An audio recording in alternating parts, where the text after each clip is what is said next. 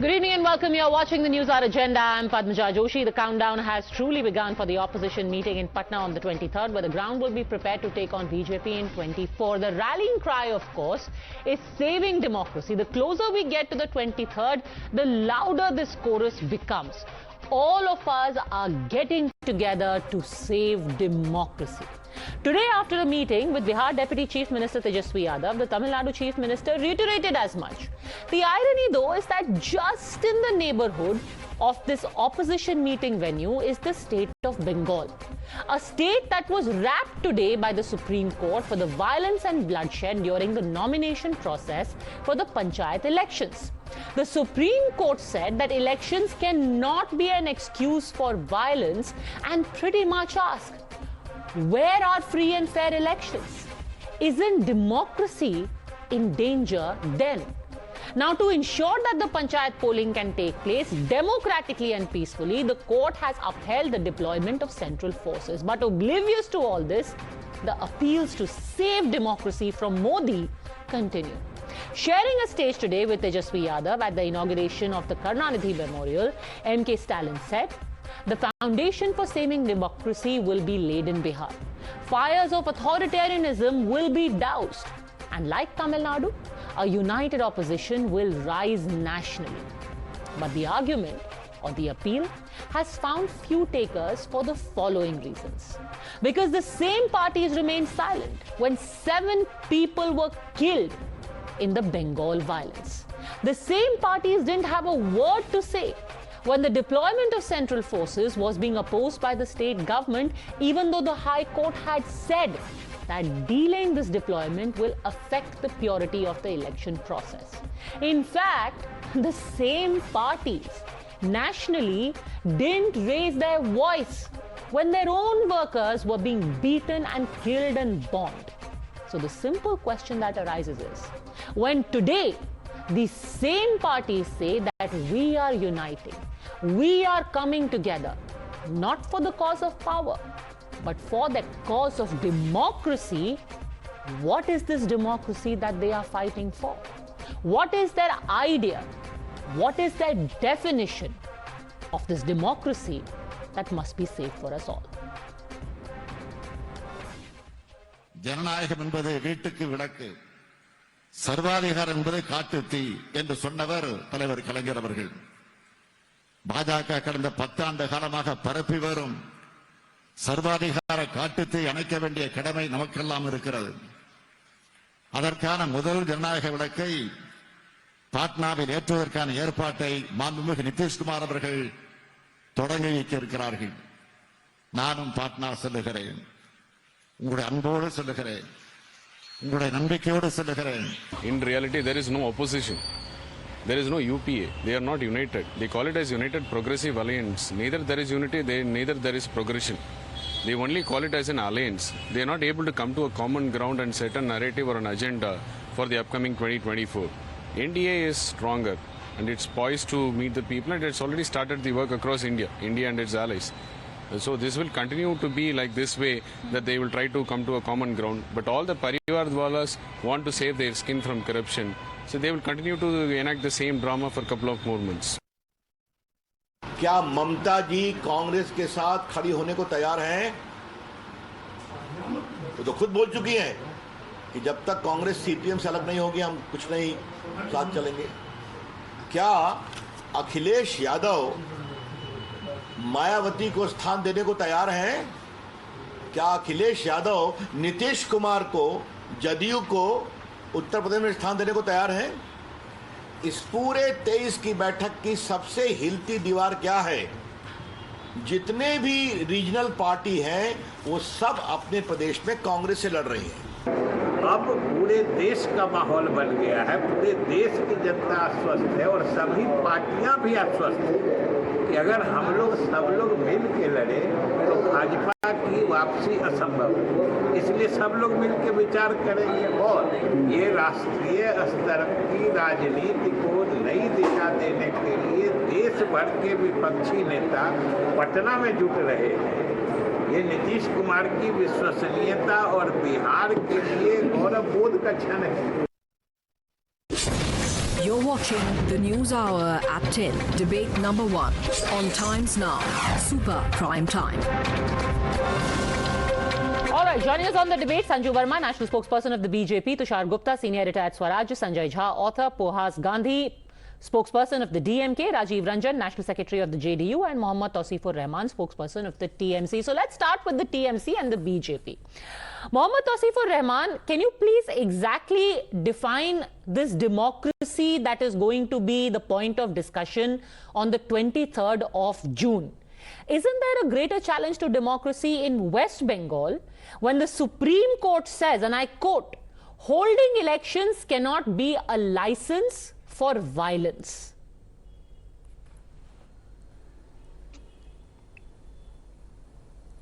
Padmaja, good evening and good evening to everyone. Well, of course, I mean, no one is above the law and we have to obey whatever the decision comes from the Supreme Court and High Court. But yes, at the same time, we have a right to do a counter-attack, not because we wanted to do some panchayat election, because it's anyways fair. But yes, when the opposition claims that TMC is not being able to do anything in Bengal, they are under the massacre and they are providing all the guns, arms and everything, there's the problem where we don't want to hear all this. Now, the problem is when we speak about central force, we never denied about anything. Central force is nothing new in West Bengal. Since 2008, 2013, 16, 19, 21, central forces were there. Over 49 people died in 2018 when central force conducted the election. In 2008, 36 people died. In So you haven't come to the point. BSF, My question to you is very simple. You are going to sit in So Patna and what say, is the difference? we are here So what for is the difference democracy. if central force Is is it coming to democracy when 9 people die simply because they want to fight an election? They are not gangsters. They are not mafia. They are not criminals. They are citizens of Bengal who said, I want to fight the panchayat election for the CPM. I want to fight the panchayat election for Congress. Is it the death of democracy when people die simply for wanting to fight an election?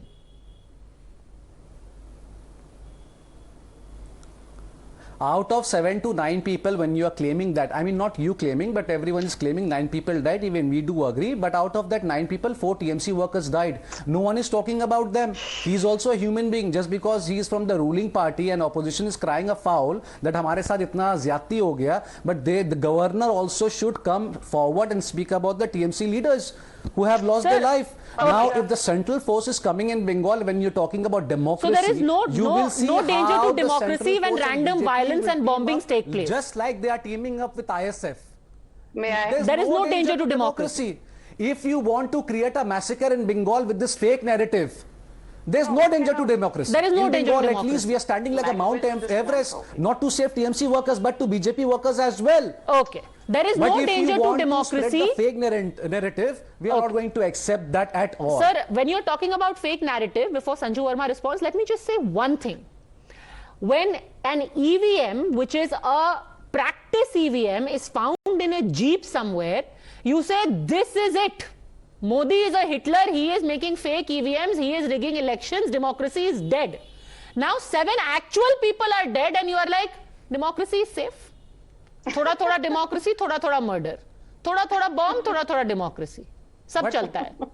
No, it's not about thoda democracy. 9 people dead. 9 people were dead. And again, I'm telling you, those bombs, those guns, and those violence happening in Bengal, if someone wants to come in television, national television, and wants to say TMC is behind everything, you really think we're going to accept that? When Mamata Banerjee on 12th June clearly said that I will suspend. It is equally condemnable if a TMC worker dies or a TMC candidate dies. Whatsoever. But what is truly worrying, that the Supreme Court today had to say, what is your problem with central forces? No, do you know the Supreme Court asked you this thrice today? By the TMC. She's getting entertained by seeing all this. It's not going to happen like that. No, it's not entertaining at all. Frankly, it's very worrying because we are all here, guardians. Is it really entertaining? And It must be well-wishers entertaining of for democracy.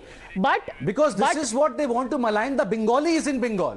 Okay, but Sanju Verma, if 9 deaths have happened, Tauseef Rahman says 9. This there is are what they 7 always wanted to do. official, this thing is 7.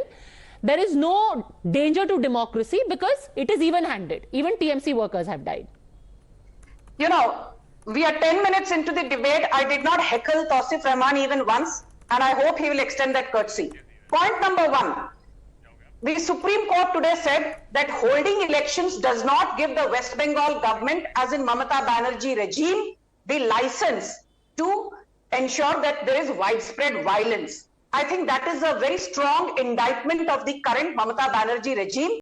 Point number two, Mamata Banerjee is not just the chief minister, but the de facto home minister.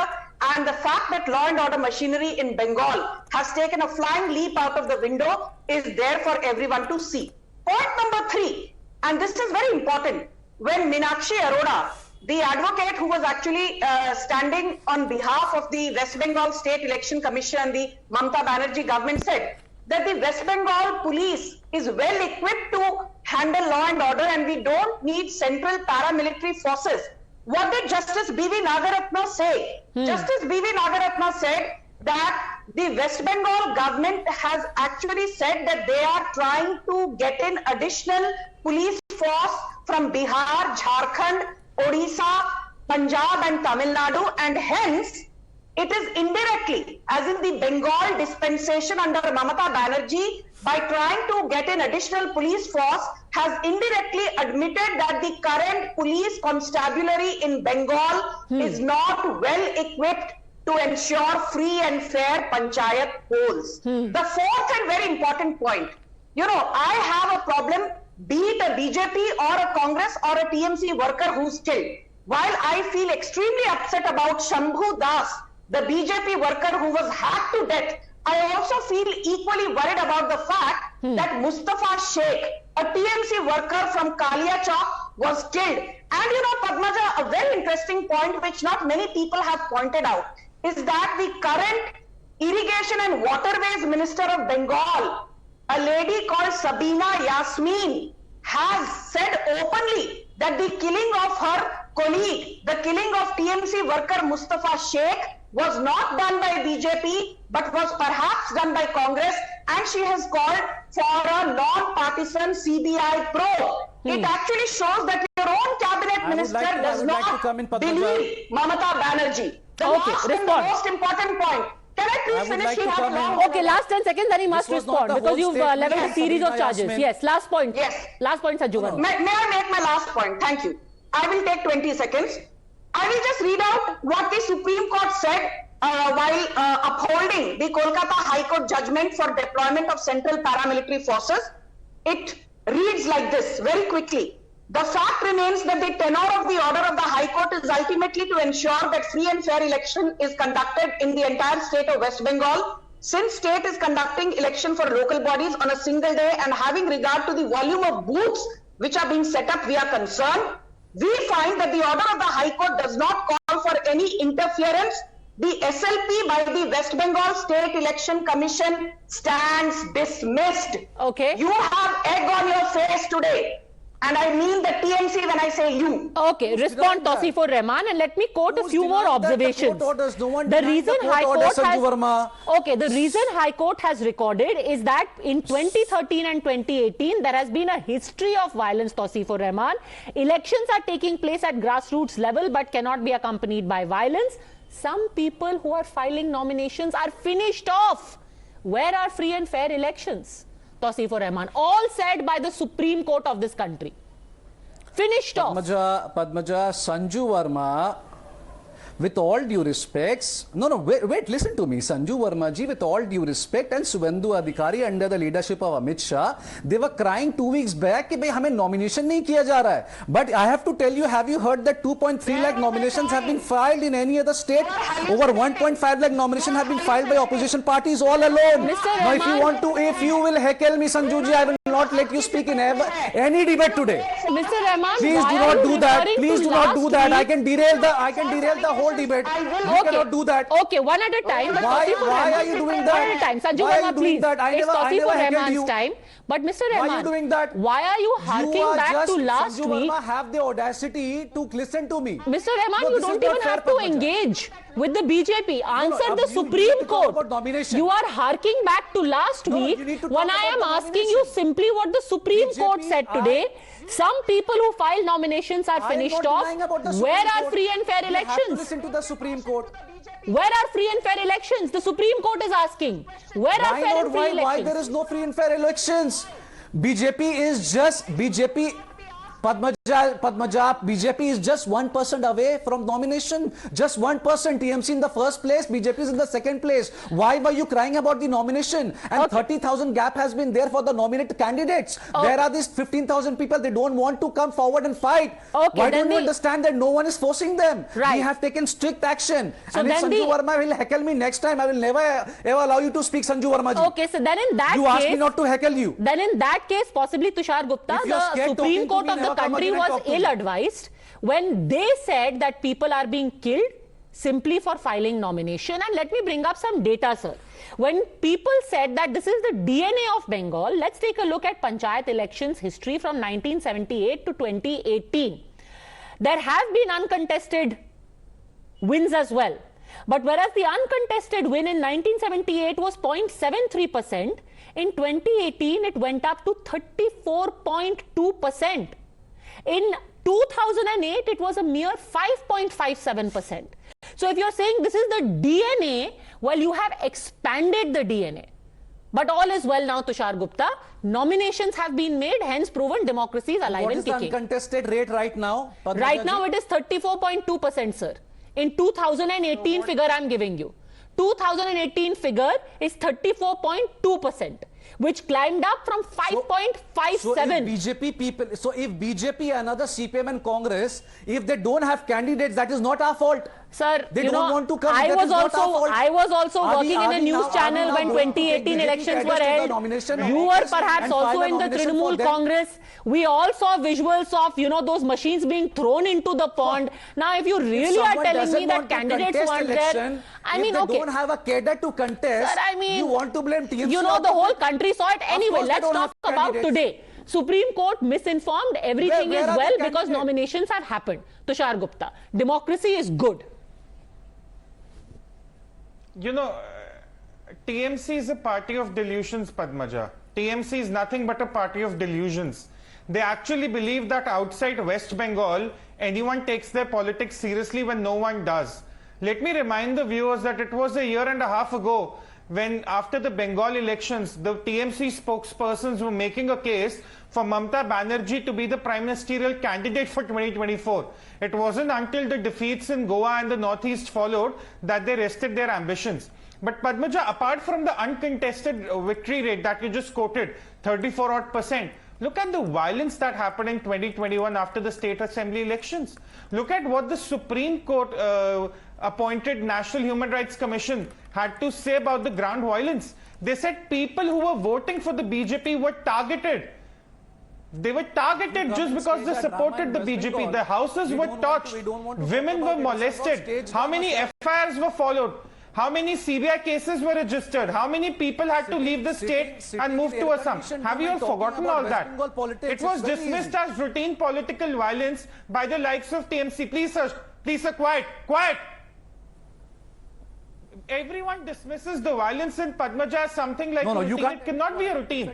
The TMC is running its third term in West Bengal.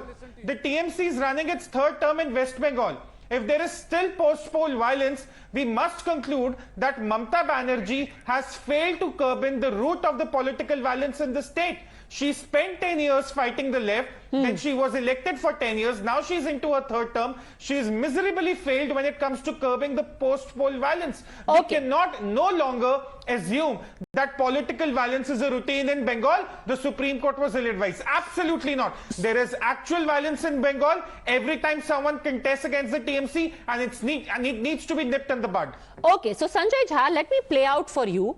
And I'm assuming that when everyone gets together and democracy, the issue of democracy is a very serious one.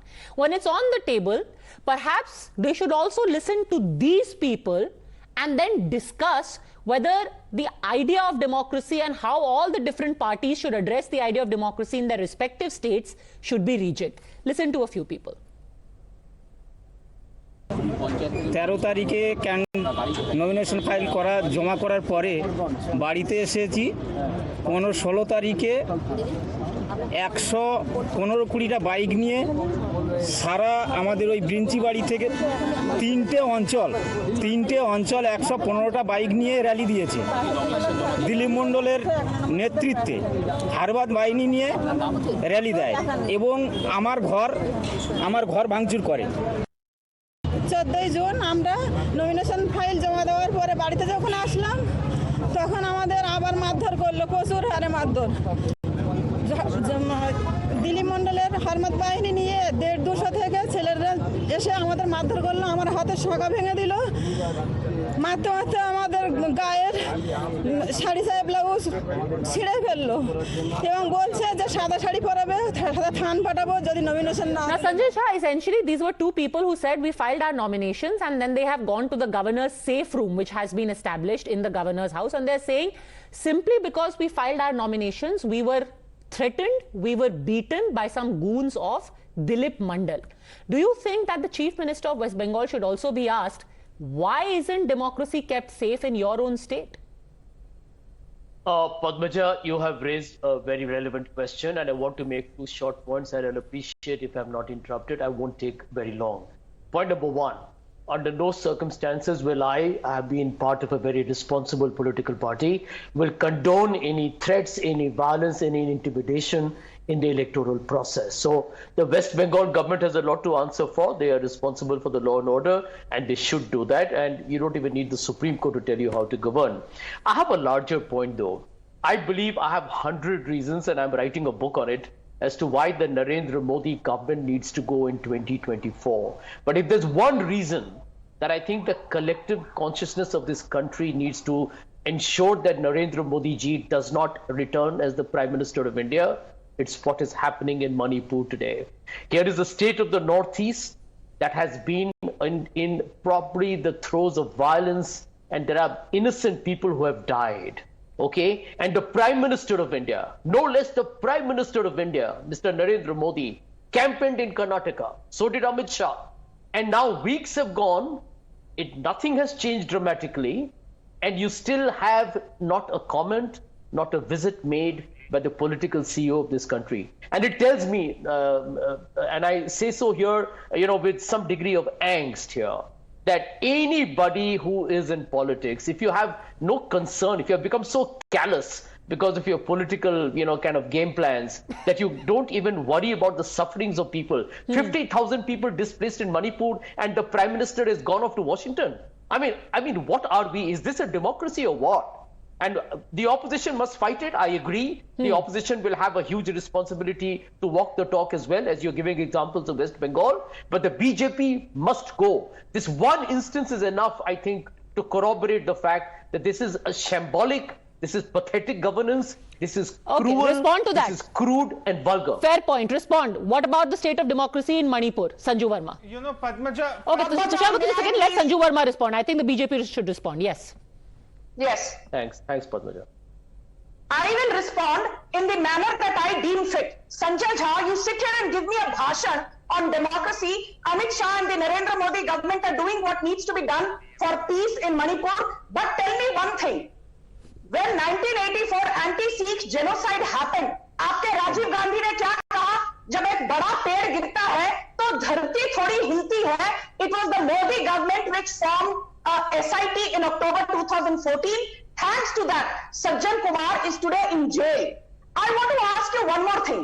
Be it the Bhagalpur riots, be it the Hashimpura riots, be it the riots in Bharatpur, be it the riots which happened in Deganga, be it the riots which happened in Muzaffarnagar in 2013.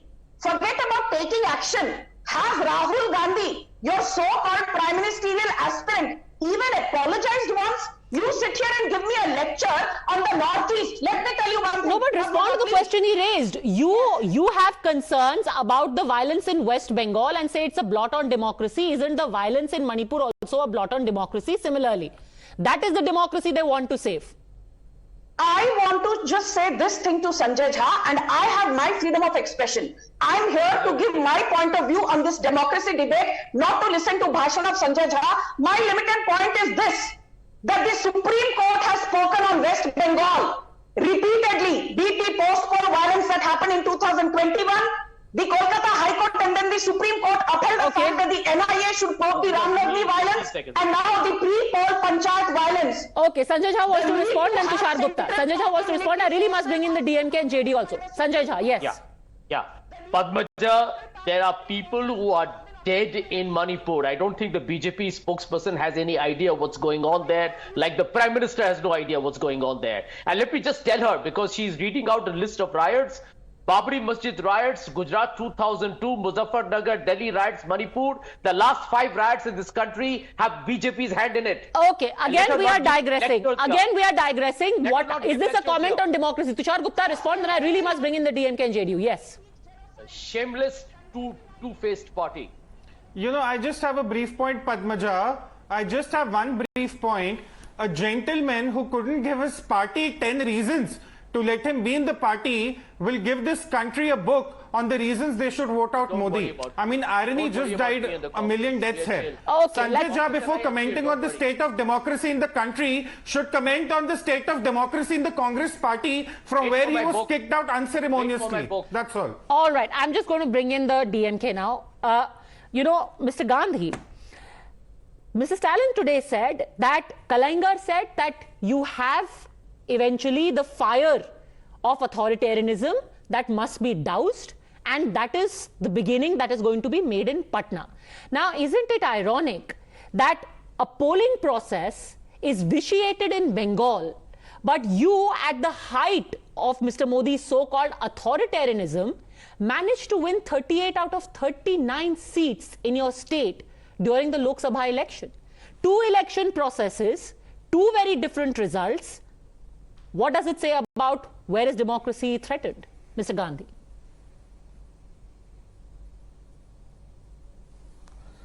Padmaja, the issue here is, first of all, certainly the issue, what has happened in West Bengal, needs to be taken care of. There is no doubt about it.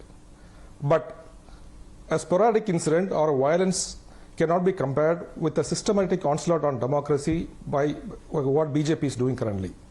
If you compare this particular incident, then what happened to India's democracy when Madam Draupadi Murmu, the tribal president, was not invited to inaugurate the parliament? Is it not an onslaught on democracy? Sir, that is an apples to oranges comparison. If we were to do an apples to apples comparison, I just quoted to you a result. That is what I just quoted to you a result. We are coming to. Here you have a panchayat grassroots election where people are dead. In 2019, you swept Tamil Nadu. People are killed in Uttar Pradesh. You swept it, sir. Is it what we call it as democracy? What happened to democracy when innocent children were died lack of oxygen in Uttar Pradesh hospitals in Gorakhpur? So the BJP government under Mr. Modi is systematically carrying an onslaught on the Indian democracy. That is different from what a sporadic incident. That's not a fair comparison, because if you're really compare an election to an election. If you have a Lok Sabha election taking place on Mr. Modi's watch, and yet his competitors manage to outdo the BJP, then what is a greater comment on democracy? As opposed to a grassroots election where people can't even file their nomination. Isn't that the true identification of a democratic process? Of course it is condemnable. There is no doubt about it. It is condemnable. Okay. But the fact is that this type of incidents happens everywhere. In almost every election, these type of incidents happen. No, they I'm don't. not justifying that. No, they don't. The issue is a larger one. What DMK is foreseeing is a larger issue with respect to the high-handedness of the Prime Minister in treating in deviating from the constitutional principles of federalism and democratic principles. Okay. This is what DMK is for. All right. Let Sanju Verma respond. Okay. Sanju Verma. You know, I find it so hilarious. It would have been tragic had it not been funny. Sir, do you remember around January, February this year, just a few months back, before the budget session of the Tamil Nadu Assembly, when the governor, Mr. R.N. Ravi, was making his address, en bloc, N.K. Stalin and your entire cabinet walked out without paying even basic respect that the governor's office requires and demands. While you may have now expelled Shivaji Krishnamurthy, a repeat offender, do you remember that video which has gone viral on social media where Shivaji Krishnamurthy, your senior leader and a close confidant of M.K. Stalin, and it is your governor who walked out. The governor, Mr. Arun Ravi, please stand corrected. Do you endorse Shivaji Krishnamurthy? Okay. Your party stands for the ideology that Shivaji Krishnamurthy and Mr. Arun Ravi is known for anti-democracy. Okay, we are going in all different tangents. We are going in all different tangents. But sir, if you are talking about a systematic onslaught on freedoms of people, let me also remind you that after the arrest of S.G. Surya in Tamil Nadu, today you have also gone and arrested a social media influencer called Uma Gargi, who is pro-Bharatiya Janata Party. So does that also count for a systematic onslaught on people's personal freedoms, Mr. Gandhi? And an onslaught on democracy? Which is against the freedom of speech and expression, and he is arrested. He is not a national leader or he is not a national functionary. Why are you giving unnecessary importance to this type of people? So you don't have to be a national functionary to have the basic right to freedom of speech. I mean, since you spoke of systematic onslaught. S.J. Surya is... Yes, of course. Okay. The BJP under Mr. Modi is known for the systematic onslaught of democracy. That is the reason our leader, M.K. Stalin, very clearly stated it is immaterial who should become the Prime Minister. It is material whether who should not become the Prime Minister in the next election. All right. It is very clear. I've just put all the facts out there. Who is standing by democracy and who is carrying out a systematic onslaught? The facts will speak for themselves and the people will decide. For the timing, thanks very much, gentlemen, and Sanju Verma.